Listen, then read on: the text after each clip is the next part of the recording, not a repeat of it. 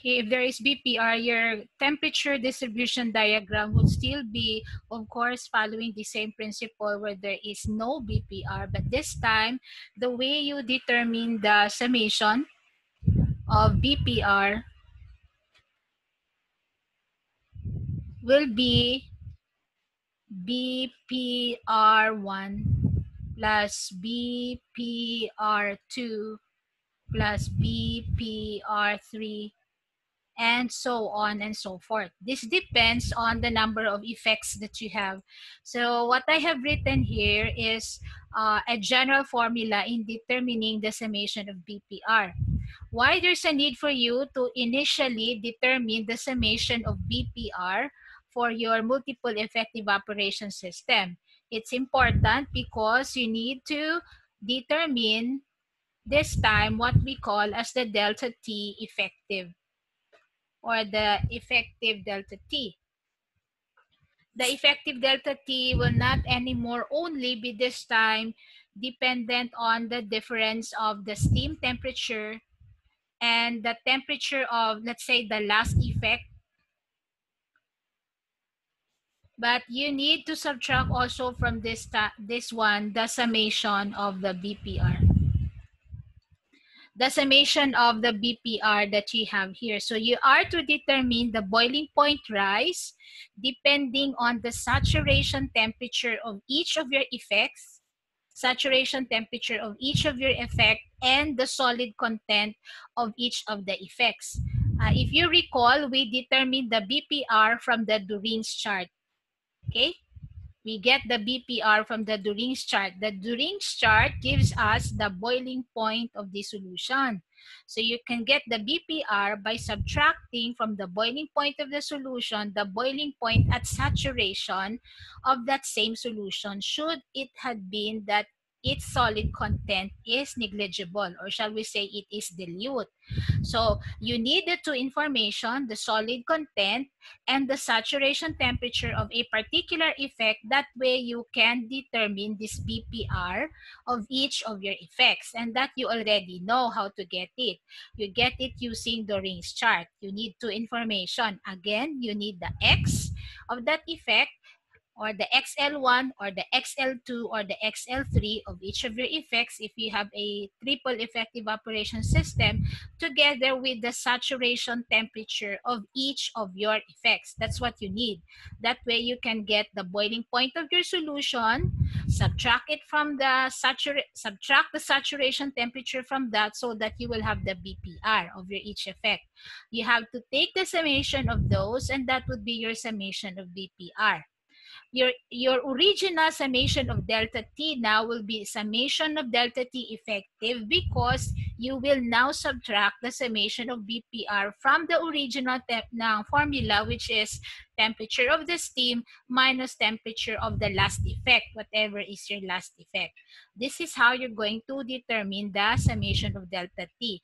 So all your formulas now, this time, when you determine the delta T, for example, delta T1, will now be summation of delta T. I will place here effective. Same formula. You will have 1 over U1 over 1 over U1 plus 1 over U2 plus, depending on the number of effects that you have in your multiple effective operation. So the only thing that changed here is this formula, because you already subtracted the BPR. And the formula for determining the delta T1, the delta T2, and the delta T3 will still be in principle similar in form also to no BPR, but we just changed this one. Instead of summation of delta T, it's now delta T effective. Now, what about the temperature distribution diagram for such a particular scenario wherein you have a BPR? This is what it's going to look like. I would just construct here for a double effective operation system. That way, it will not be taking much time. So I will divide. Okay, I will still have temperature of the steam here. And this is the temperature of the last effect. Let's say T2. Okay, your T2 would have been, So based on our procedure in multiple effect evaporation system, I'll place here another broken line. Okay. This is your saturation temperature 2. You get it from the operating pressure of the last effect, let's say in this case, the second effect, from the steam table. So you will have your T saturation. You have here your T of the steam. So I'll just copy it here. For example, that's T of the steam. What you will have here in this temperature here, you will have the BPR1. Your second effect would have boiled at this saturation temperature. But since there is already BPR, it's going to elevate. It's going to increase the boiling point to this value. So from this particular illustration now, the true boiling point of effect number 2 will be TS2 plus BPR2. Sorry, BPR2. This should be BPR2. Why did I write BPR1? So your saturation temperature for second effect plus the BPR2 you determined will give you the boiling point of the second effect. This is now the elevated boiling point of the second effect. What do you have from this distance to this distance? This will be your summation of delta T2. Now, after delta T2, supposed to be, this will be your saturation temperature 1, right? No BPR. But since your boiling point has elevated, so you will have a corresponding BPR1 for the first effect. Then the temperature here will be your BP1. And that would be your saturation temperature supposed to be for effect number 1 plus the elevation, the boiling point elevation 1. Then this would be your delta T1. Now, how do you check whether you're doing the right thing, or more or less what you're doing is within allowable range of values? You have to add all of this. This plus the BPR2 is this. This BP2 plus delta T2 will be this. This will plus BPR1 will be BP1. BP1 plus delta T1 will be your temperature of the steam. They will all add up, just like what we did in the normal scenario wherein we don't have BPR. They should all add up and reach the temperature of the steam. That is in the case of multiple effect evaporation. Now, what's the difference then in the manner in which we do material balance, or shall I say specifically energy balance for each of your effects? When you do material balance for each of your effects class, you are not going to use the saturation temperature, this one and this, in determining the enthalpy of the solution, but rather you're going to use this.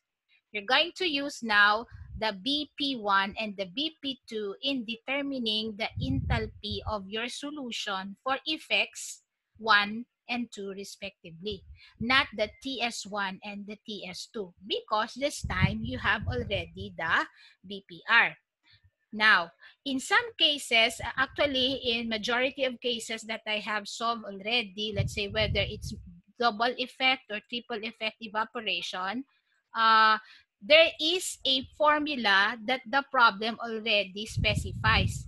Even the problem specifies the formula in determining BPRs for each of the effect. What I mean by this is you will fully understand if you will read the sample problem of John Kuplis on a particular problem wherein there's no need for you to go to During's chart to find the BPR1, BPR2, BPR3. The problem itself gives you a formula based on the solid content of your solution so that you can determine already the BPR, in such a way that you won't have to go to the During's chart using your saturation temperature and solid content to get this. This time, you only need the solid content and you are already able to find the BPR for each of your effects. When you have done that, then you compute for this one, and then once you have this, compute for the summation of delta t's, and construct again this diagram. Anyway, you know how this is done. All you have to do is add up, just like there's no BPR in the case of our double effect evaporation sample problem. Add up. So saturation temperature plus BPR, boiling point temperature. Delta T2, that would be TS1. Plus BPR, that would be BP1. Delta T1, that should give you the steam temperature. If there should be a deviation, allowable deviation here in the steam temperature, that would only be at most 1 or in decimals. If it goes beyond 1, probably there's something wrong with the values or the formula that you are using. The rest class of the procedure in multiple effect evaporation is the same. It's all the same. And you can, probably some of you have already read it in Jean Couplets. It's still the same.